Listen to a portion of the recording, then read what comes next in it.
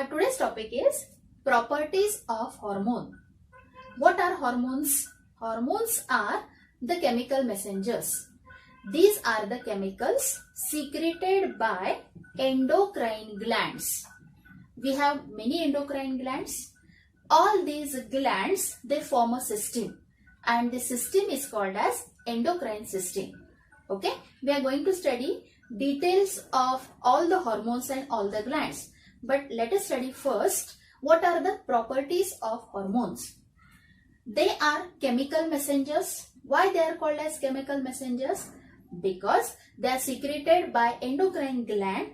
They travel a distance and they stimulate another endocrine gland, or they communicate, they give the message. Okay, so they are called as chemical messengers. They are effective in very low concentration. These hormones, they are secreted in less quantity, even though they are very effective. Now, their action is either they act on the membrane receptors, or they enter inside the cell and they act on intracellular receptors also. Means by two ways they can act. Hyposecretion and hypersecretion causes disorder. Now, what do you mean by hyposecretion? Here, hypo means less and hyper means more. As I told, these hormones are secreted in proper quantity. But if these hormones are secreted in very less quantity, or suppose these hormones are secreted in excess quantity, then also the person is having disorders. For example, if growth hormone is secreted in very less quantity, then that person will have the disorder called as dwarfism. In those persons, height is not increasing. Okay.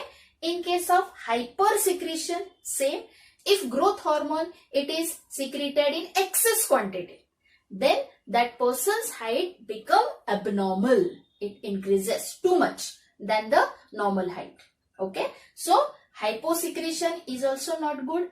Hypersecretion is also not good because it results in disorders. Now, come to next characteristic. It cannot be reused. Means hormones, once they are used by the cell or by the organ, again they cannot be reused.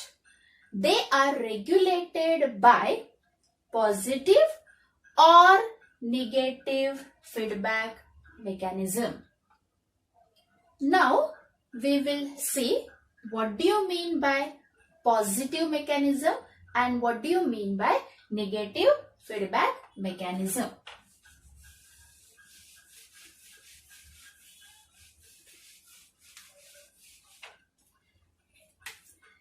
In case of positive feedback mechanism,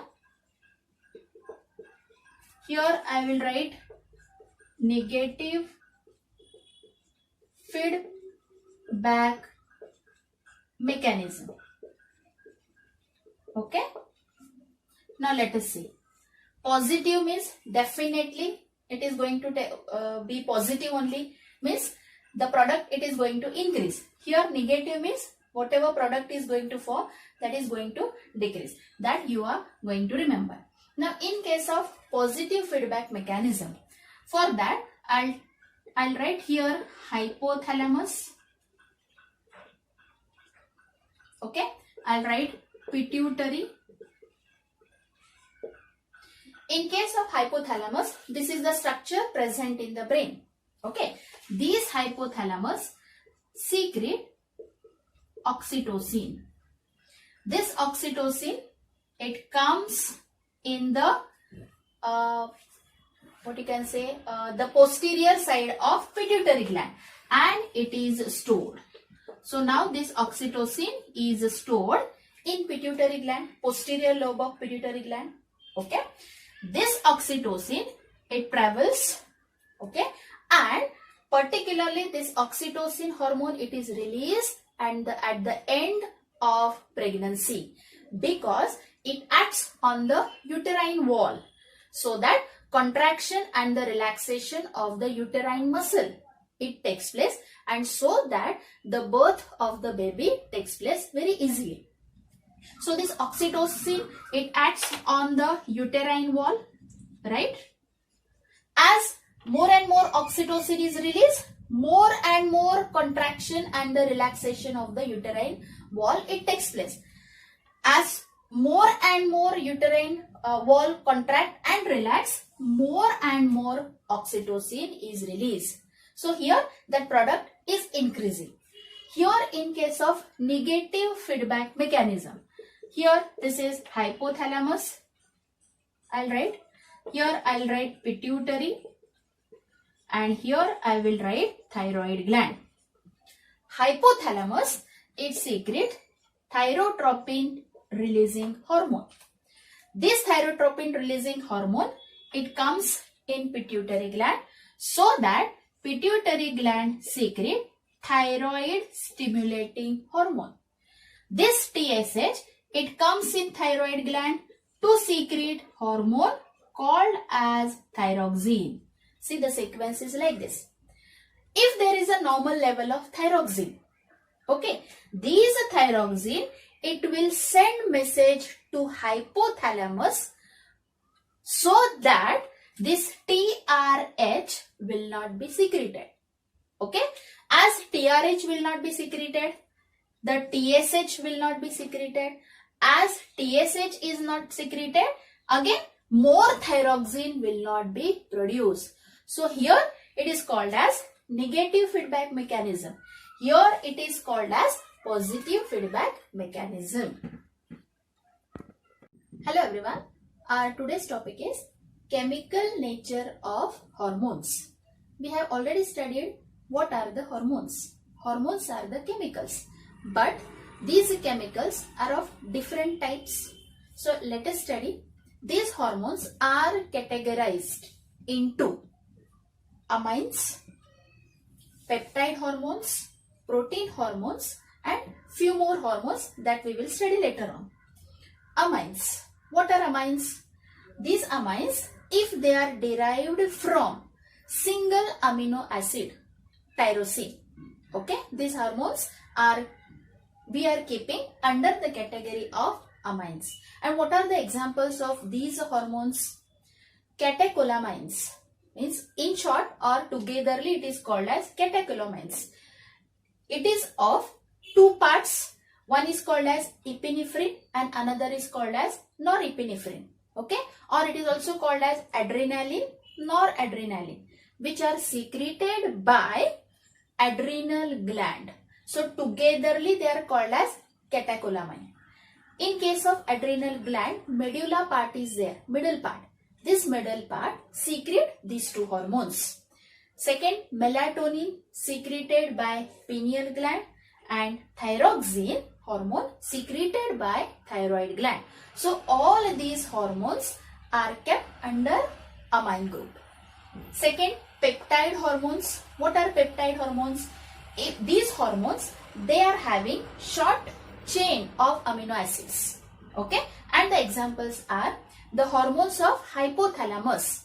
Hypothalamus, it is the structure present in the brain which secretes oxytocin, ADH, that is antidiuretic hormone, GnRH. GnRH stand for gonadotropin releasing hormone. So all these three, they are kept in peptide hormones. Then what do you mean by, or what are about protein hormones? If this hormone, they have long chain of amino acids, and the examples are insulin, glucagon, TSH, thyroid stimulating hormone, FSH, follicle stimulating hormone, LTH, luteotropic hormone, GH, growth hormone, and relaxin hormone. Now come to fourth category of hormone, and the category is fatty acid derivatives. The examples are prostaglandins. Now, what are prostaglandins? Prostaglandins are the hormone-like substances and they are produced at the site of tissue injury. Means they are responsible for repairing of the tissue. They are also responsible for the inflammation of that particular area or the blood flow also. Now come to fifth category, that is steroid hormones. The characteristic of steroid hormone is they are lipid soluble hormones. They are easily dissolved in the lipid and their effect is long lasting. So what are the examples? The examples are estrogen, testosterone, aldosterone. These are the steroid hormones. Now come to the sixth category, that is they are in the form of gas. And the example is nitric oxide, NO. This nitric oxide, it acts as a vasodilator also. What do you mean by vasodilator? Vaso means blood vessel and dilator means the blood vessels, it dilate. The diameter of the blood vessel, it increases. It is also responsible for the secretion of insulin as well as human growth hormone.